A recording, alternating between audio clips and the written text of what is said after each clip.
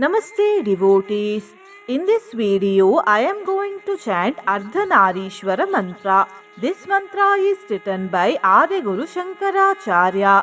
By listening to this powerful mantra with devotion for complete 108 times, long time problems will be solved. Issues in marital life will be resolved. Saubhagya will be obtained and fears will go away. Before listening to the mantra, if you are new to the channel, subscribe the channel, press the nearby bell icon and select all option. Also comment as Om Shri Ardhanarishwaraya Namaha. प्राप्नोति सौभाग्यमनन्तकालं भूयस्तदा तस्य समस्तसिद्धिः ॐ श्री अर्धनारीश्वराय नमः। प्राप्नोति सौभाग्यमनन्तकालं भूयस्तदा तस्य समस्तसिद्धिः ॐ श्री अर्धनारीश्वराय नमः।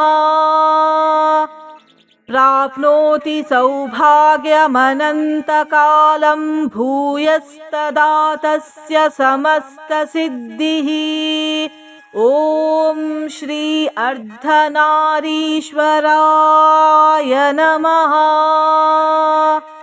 प्राप्नोति सौभाग्यमनन्तकालं भूयस्तदा तस्य समस्तसिद्धिः ॐ श्री अर्धनारीश्वराय नमः। प्राप्नोति सौभाग्यमनन्तकालं भूयस्तदा तस्य समस्तसिद्धिः ॐ श्री अर्धनारीश्वराय नमः। प्राप्नोति सौभाग्यमनन्तकालं भूयस्तदा तस्य समस्तसिद्धिः ॐ श्री अर्धनारीश्वराय नमः। प्राप्नोति सौभाग्यमनन्तकालं भूयस्तदा तस्य समस्तसिद्धिः ॐ श्री अर्धनारीश्वराय नमः। प्राप्नोति सौभाग्यमनन्तकालं भूयस्तदा तस्य समस्तसिद्धिः ॐ श्री अर्धनारीश्वराय नमः। प्राप्नोति सौभाग्यमनन्तकालं भूयस्तदा तस्य समस्तसिद्धिः ॐ श्री अर्धनारीश्वराय नमः। प्राप्नोति सौभाग्यमनन्तकालं भूयस्तदा तस्य समस्तसिद्धिः ॐ श्री अर्धनारीश्वराय नमः। प्राप्नोति सौभाग्यमनन्तकालं भूयस्तदा तस्य समस्तसिद्धिः ॐ श्री अर्धनारीश्वराय नमः। प्राप्नोति सौभाग्यमनन्तकालं भूयस्तदा तस्य समस्तसिद्धिः ॐ श्री अर्धनारीश्वराय नमः। प्राप्नोति सौभाग्यमनन्तकालं भूयस्तदा तस्य समस्तसिद्धिः ॐ श्री अर्धनारीश्वराय नमः। प्राप्नोति सौभाग्यमनन्तकालं भूयस्तदा तस्य समस्तसिद्धिः ॐ श्री अर्धनारीश्वराय नमः। प्राप्नोति सौभाग्यमनन्तकालं भूयस्तदा तस्य समस्तसिद्धिः। ॐ श्री अर्धनारीश्वराय नमः।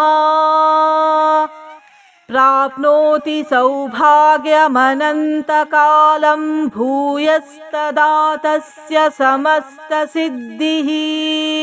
ॐ श्री अर्धनारीश्वराय नमः। प्राप्नोति सौभाग्यमनन्तकालं भूयस्तदा तस्य समस्तसिद्धिः। ॐ श्री अर्धनारीश्वराय नमः। प्राप्नोति सौभाग्यमनन्तकालं भूयस्तदा तस्य समस्तसिद्धिः। ॐ श्री अर्धनारीश्वराय नमः। प्राप्नोति सौभाग्यमनन्तकालं भूयस्तदा तस्य समस्तसिद्धिः। ॐ श्री अर्धनारीश्वराय नमः। प्राप्नोति सौभाग्यमनन्तकालं भूयस्तदा तस्य समस्तसिद्धिः। ॐ श्री अर्धनारीश्वराय नमः। प्राप्नोति सौभाग्यमनन्तकालं भूयस्तदा तस्य समस्तसिद्धिः। ॐ श्री अर्धनारीश्वराय नमः। प्राप्नोति सौभाग्यमनन्तकालं भूयस्तदा तस्य समस्तसिद्धिः। ॐ श्री अर्धनारीश्वराय नमः। प्राप्नोति सौभाग्यमनन्तकालं भूयस्तदा तस्य समस्तसिद्धिः। ॐ श्री अर्धनारीश्वराय नमः। प्राप्नोति सौभाग्यमनन्तकालं भूयस्तदा तस्य समस्तसिद्धिः। ॐ श्री अर्धनारीश्वराय नमः। प्राप्नोति सौभाग्यमनन्तकालं भूयस्तदा तस्य समस्तसिद्धिः। ॐ श्री अर्धनारीश्वराय नमः। प्राप्नोति सौभाग्यमनन्तकालं भूयस्तदा तस्य समस्तसिद्धिः। ॐ श्री अर्धनारीश्वराय नमः। प्राप्नोति सौभाग्यमनन्तकालं भूयस्तदा तस्य समस्तसिद्धिः। ॐ श्री अर्धनारीश्वराय नमः। प्राप्नोति सौभाग्यमनन्तकालं भूयस्तदा तस्य समस्तसिद्धिः। ॐ श्री अर्धनारीश्वराय नमः। प्राप्नोति सौभाग्यमनन्तकालं भूयस्तदा तस्य समस्तसिद्धिः। ॐ श्री अर्धनारीश्वराय नमः। प्राप्नोति सौभाग्यमनन्तकालं भूयस्तदा तस्य समस्तसिद्धिः। ॐ श्री अर्धनारीश्वराय नमः। प्राप्नोति सौभाग्यमनन्तकालं भूयस्तदा तस्य समस्तसिद्धिः। ॐ श्री अर्धनारीश्वराय नमः। प्राप्नोति सौभाग्यमनन्तकालं भूयस्तदा तस्य समस्तसिद्धिः। ॐ श्री अर्धनारीश्वराय नमः। प्राप्नोति सौभाग्यमनन्तकालं भूयस्तदा तस्य समस्तसिद्धिः। ॐ श्री अर्धनारीश्वराय नमः। प्राप्नोति सौभाग्यमनन्तकालं भूयस्तदा तस्य समस्तसिद्धिः। ॐ श्री अर्धनारीश्वराय नमः। प्राप्नोति सौभाग्यमनन्तकालं भूयस्तदा तस्य समस्तसिद्धिः। ॐ श्री अर्धनारीश्वराय नमः। प्राप्नोति सौभाग्यमनन्तकालं भूयस्तदा तस्य समस्तसिद्धिः। ॐ श्री अर्धनारीश्वराय नमः। प्राप्नोति सौभाग्यमनन्तकालं भूयस्तदा तस्य समस्तसिद्धिः। ॐ श्री अर्धनारीश्वराय नमः। प्राप्नोति सौभाग्यमनन्तकालं भूयस्तदा तस्य समस्तसिद्धिः। ॐ श्री अर्धनारीश्वराय नमः। प्राप्नोति सौभाग्यमनन्तकालं भूयस्तदा तस्य समस्तसिद्धिः। ॐ श्री अर्धनारीश्वराय नमः। प्राप्नोति सौभाग्यमनन्तकालं भूयस्तदा तस्य समस्तसिद्धिः। ॐ श्री अर्धनारीश्वराय नमः। प्राप्नोति सौभाग्यमनन्तकालं भूयस्तदा तस्य समस्तसिद्धिः। ॐ श्री अर्धनारीश्वराय नमः। प्राप्नोति सौभाग्यमनन्तकालं भूयस्तदा तस्य समस्तसिद्धिः। ॐ श्री अर्धनारीश्वराय नमः। प्राप्नोति सौभाग्यमनन्तकालं भूयस्तदा तस्य समस्तसिद्धिः। ॐ श्री अर्धनारीश्वराय नमः। प्राप्नोति सौभाग्यमनन्तकालं भूयस्तदा तस्य समस्तसिद्धिः। ॐ श्री अर्धनारीश्वराय नमः। प्राप्नोति सौभाग्यमनन्तकालं भूयस्तदा तस्य समस्तसिद्धिः। ॐ श्री अर्धनारीश्वराय नमः।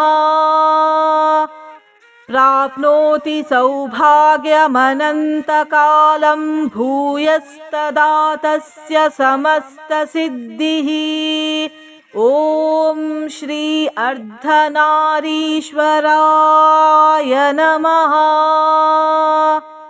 प्राप्नोति सौभाग्यमनन्तकालं भूयस्तदा तस्य समस्तसिद्धिः।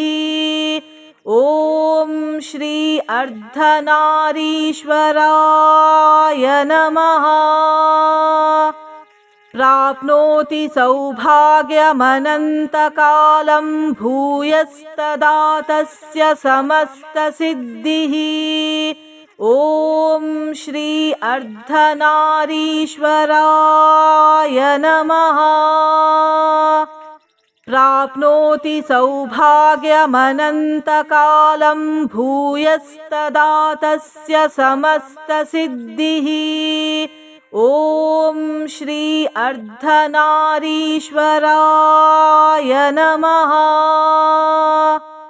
प्राप्नोति सौभाग्यमनन्तकालं भूयस्तदा तस्य समस्तसिद्धिः। ॐ श्री अर्धनारीश्वराय नमः। प्राप्नोति सौभाग्यमनन्तकालं भूयस्तदा तस्य समस्तसिद्धिः। ॐ श्री अर्धनारीश्वराय नमः। प्राप्नोति सौभाग्यमनन्तकालं भूयस्तदा तस्य समस्तसिद्धिः। ॐ श्री अर्धनारीश्वराय नमः। प्राप्नोति सौभाग्यमनन्तकालं भूयस्तदा तस्य समस्तसिद्धिः। ॐ श्री अर्धनारीश्वराय नमः। प्राप्नोति सौभाग्यमनन्तकालं भूयस्तदा तस्य समस्तसिद्धिः।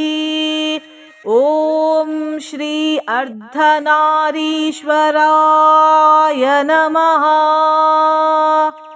प्राप्नोति सौभाग्यमनन्तकालं भूयस्तदा तस्य समस्तसिद्धिः। ॐ श्री अर्धनारीश्वराय नमः। प्राप्नोति सौभाग्यमनन्तकालं भूयस्तदा तस्य समस्तसिद्धिः। ॐ श्री अर्धनारीश्वराय नमः। प्राप्नोति सौभाग्यमनन्तकालं भूयस्तदा तस्य समस्तसिद्धिः।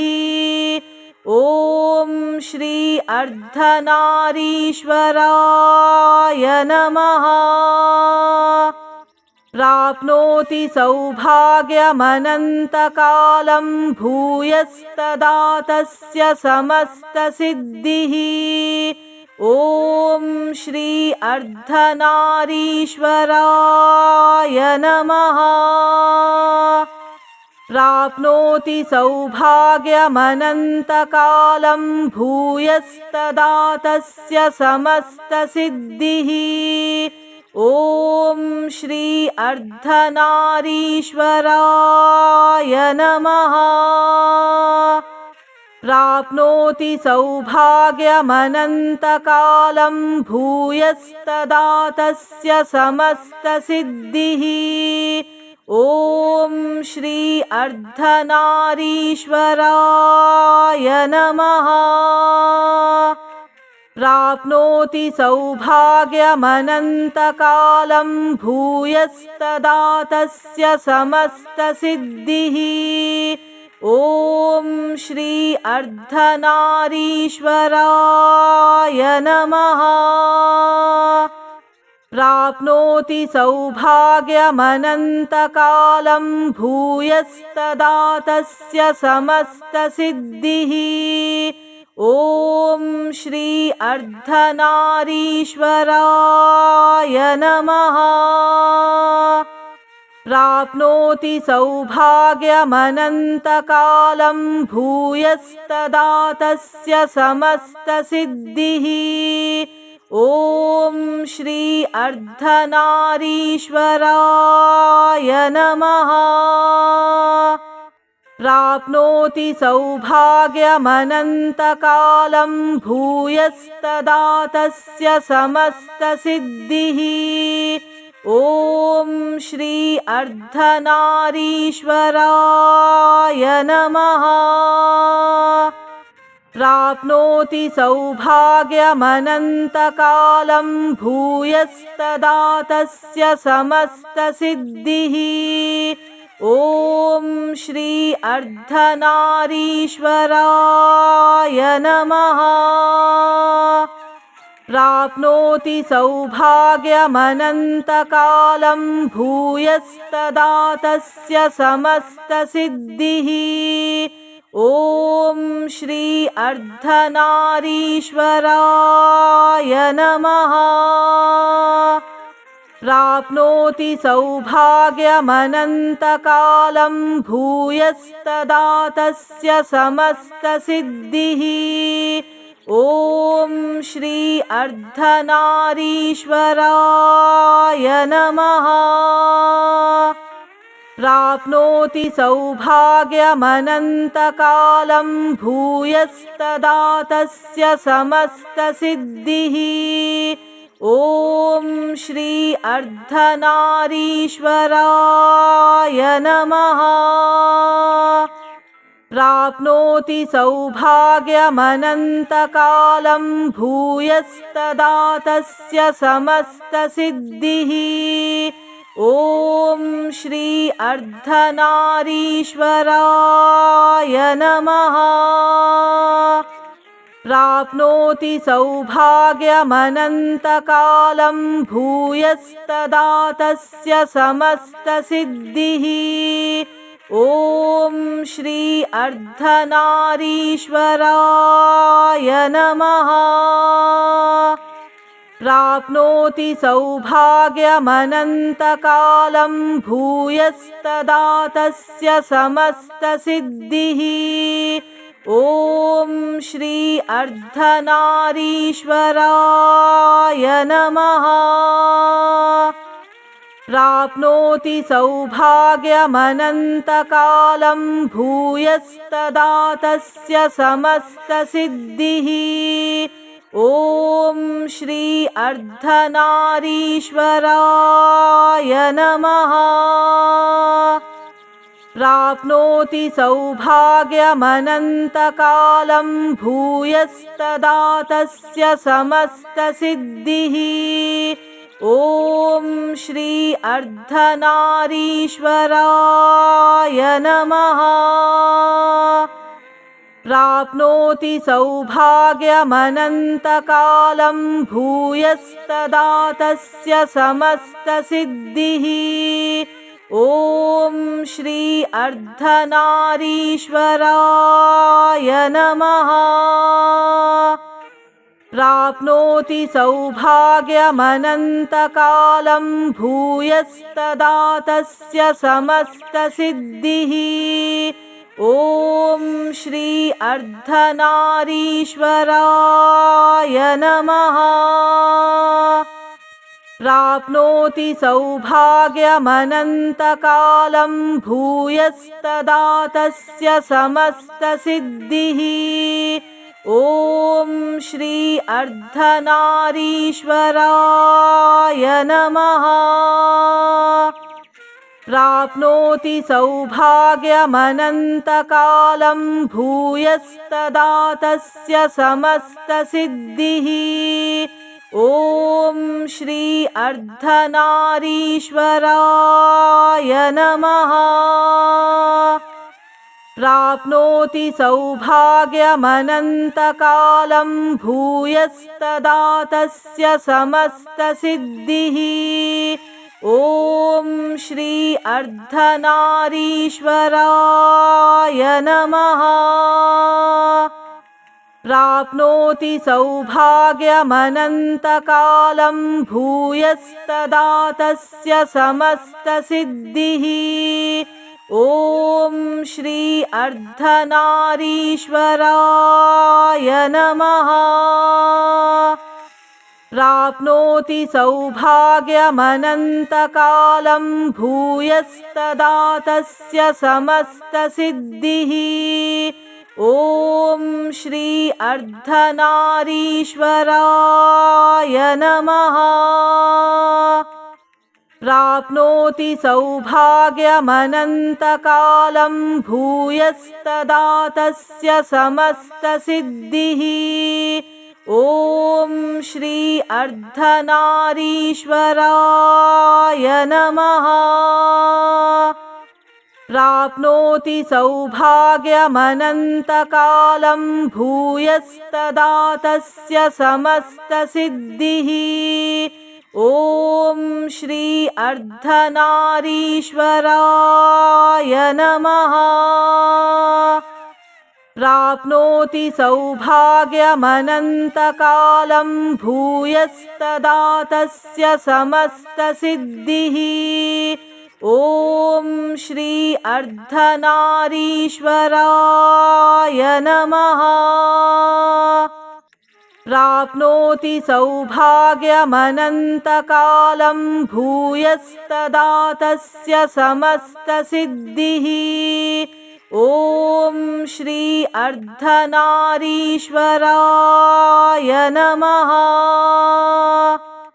प्राप्नोति सौभाग्यमनन्तकालं भूयस्तदा तस्य समस्तसिद्धिः। ॐ श्री अर्धनारीश्वराय नमः। प्राप्नोति सौभाग्यमनन्तकालं भूयस्तदा तस्य समस्तसिद्धिः। ॐ श्री अर्धनारीश्वराय नमः। प्राप्नोति सौभाग्यमनन्तकालं भूयस्तदा तस्य समस्तसिद्धिः। ॐ श्री अर्धनारीश्वराय नमः। प्राप्नोति सौभाग्यमनन्तकालं भूयस्तदा तस्य समस्तसिद्धिः। ॐ श्री अर्धनारीश्वराय नमः। प्राप्नोति सौभाग्यमनन्तकालं भूयस्तदा तस्य समस्तसिद्धिः। ॐ श्री अर्धनारीश्वराय नमः। प्राप्नोति सौभाग्यमनन्तकालं भूयस्तदा तस्य समस्तसिद्धिः। ॐ श्री अर्धनारीश्वराय नमः। प्राप्नोति सौभाग्यमनन्तकालं भूयस्तदा तस्य समस्तसिद्धिः। ॐ श्री अर्धनारीश्वराय नमः। प्राप्नोति सौभाग्यमनन्तकालं भूयस्तदा तस्य समस्तसिद्धिः। ॐ श्री अर्धनारीश्वराय नमः। प्राप्नोति सौभाग्यमनन्तकालं भूयस्तदा तस्य समस्तसिद्धिः। ॐ श्री अर्धनारीश्वराय नमः। प्राप्नोति सौभाग्यमनन्तकालं भूयस्तदा तस्य समस्तसिद्धिः। ॐ श्री अर्धनारीश्वराय नमः। प्राप्नोति सौभाग्यमनन्तकालं भूयस्तदा तस्य समस्तसिद्धिः। ॐ श्री अर्धनारीश्वराय नमः। प्राप्नोति सौभाग्यमनन्तकालं भूयस्तदा तस्य समस्तसिद्धिः। ॐ श्री अर्धनारीश्वराय नमः। प्राप्नोति सौभाग्यमनन्तकालं भूयस्तदा तस्य समस्तसिद्धिः। ॐ श्री अर्धनारीश्वराय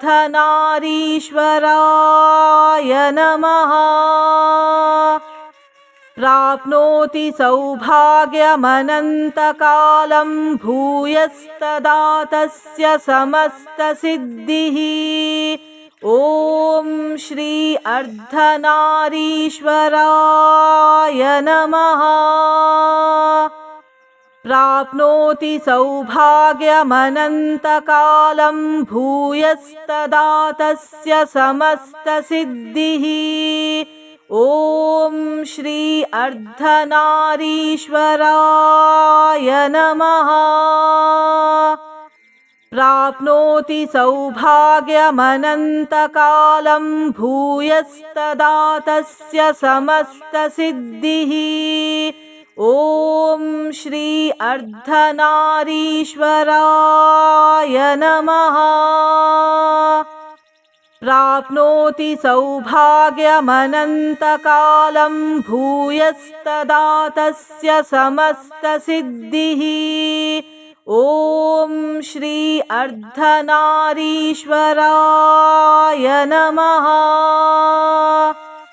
प्राप्नोति सौभाग्यमनन्तकालं भूयस्तदा तस्य समस्तसिद्धिः। ॐ श्री अर्धनारीश्वराय नमः। प्राप्नोति सौभाग्यमनन्तकालं भूयस्तदा तस्य समस्तसिद्धिः। ॐ श्री अर्धनारीश्वराय नमः। प्राप्नोति सौभाग्यमनन्तकालं भूयस्तदा तस्य समस्तसिद्धिः। ॐ श्री अर्धनारीश्वराय नमः। प्राप्नोति सौभाग्यमनन्तकालं भूयस्तदा तस्य समस्तसिद्धिः।